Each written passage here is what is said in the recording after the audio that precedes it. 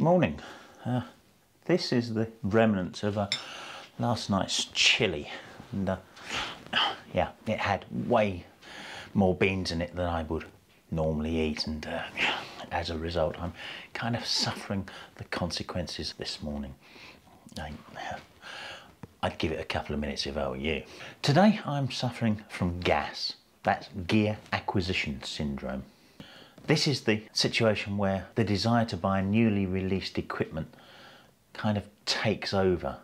It really affects techies, photographers and guitarists, except buying a new guitar for me won't make the blindest bit of difference. Somehow I make a guitar sound like someone badly playing a violin. Gear acquisition syndrome really kicks in on days like this because today OM Digital Solutions, Olympus as everyone will probably know it, launched its new flagship camera, the OM1. The social media is absolutely awash with videos and articles and such about this new camera, as you would probably expect, because all of these influencers and ambassadors and such have had it for quite some time and have been writing their blogs and their vlogs and their recordings and everything else, and social media is now absolutely full of content about it. Oh, that chilli. So will I be buying it? No. Well, certainly not yet anyway. So I'm a real advocate for the Micro Four Thirds system, and I upgraded to it from a Nikon D90 about 2 years ago, initially to an OMD 10 Mark III, which is a great little camera, and I do mean little, it's tiny, and more recently to an OMD 1 Mark III. No, Mark II. Just too many variations, and indeed this is one of the problems of having gear acquisition syndrome. Did I need to upgrade to the OMD 1? No, but I wanted to, and I've seen an improvement in the quality of material that I put out since doing so, but that is actually quite rare. But let's go back a little bit, because once upon a time I was kind of keeping up with the Joneses. I was a bit of a techie nerd, and I was used to getting the newest stuff. And the reason I was used to getting the newest stuff is because I was a journalist working in the computing and the photography sector. So I got this stuff in the same way as influencers get it now. I got it before release, and I was able to play with it and in some cases keep it and yeah, work with it going forward.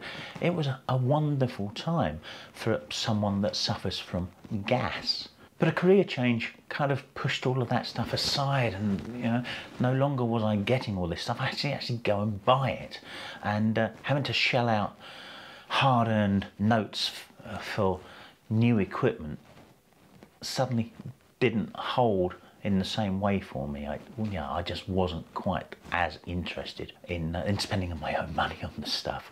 Today I won't buy bleeding edge gear.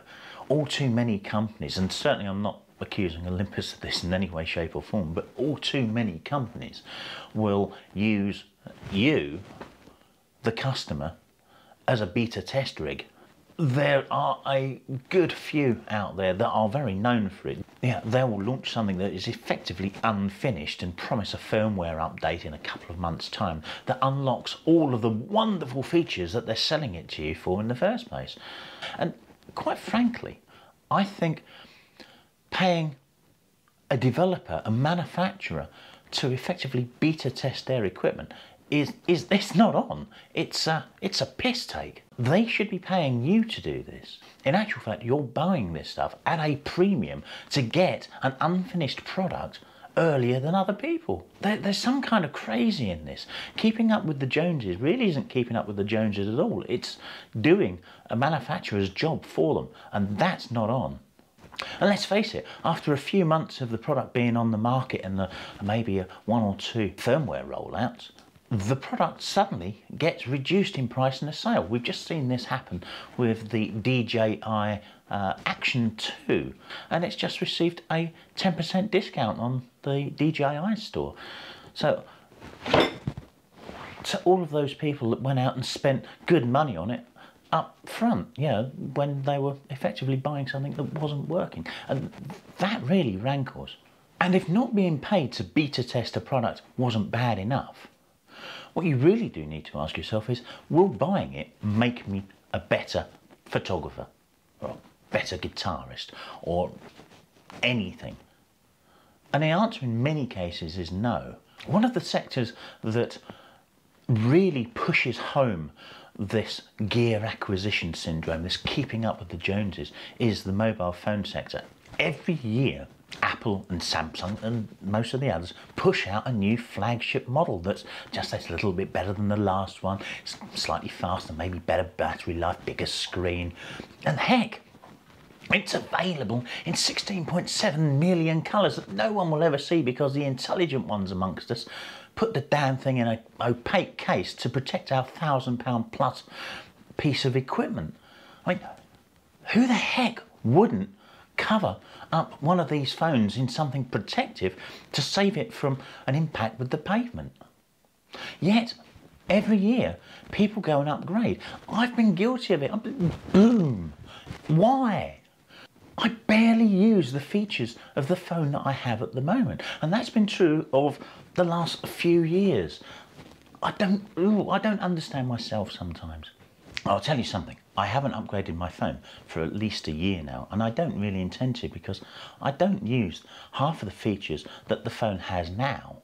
So what possible benefit am I going to get from the next generation of phone? So back to the new OM1.